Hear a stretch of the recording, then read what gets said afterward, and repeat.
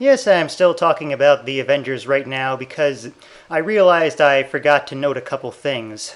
The first is something that goes some way toward explaining the use of Nick Fury in Iron Man 2.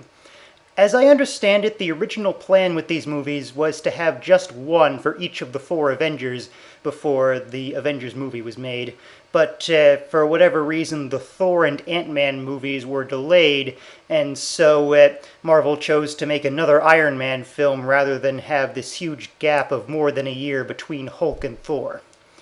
So they were left with kind of a tricky situation regarding Nick Fury.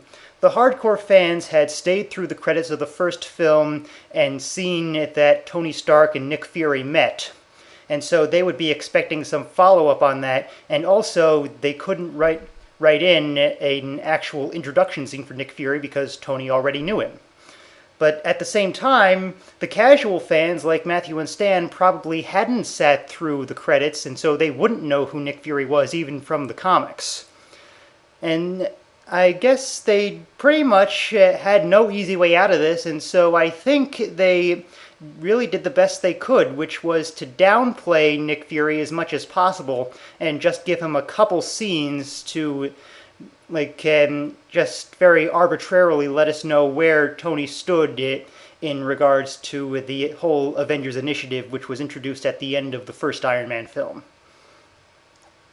The second thing I wanted to address is that there is another movie that has to be made before the Avengers, which is Captain America, and that is going to be a prequel to all the other movies that takes place during World War II.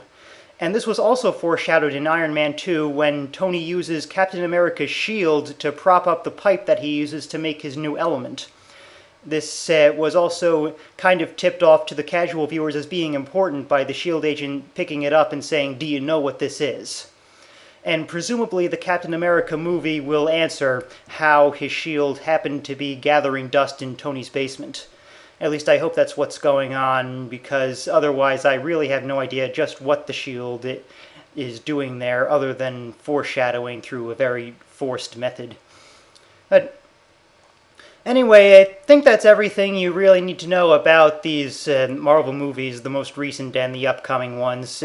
So just try to keep it in mind that these are not meant to be standalone stories. Marvel does have a whole plan going into these 5 or 6 or however many films they make. So just hope you enjoy the next movies more, and I'll keep viewing because you guys always put so much thought into your opinions. I always love watching you.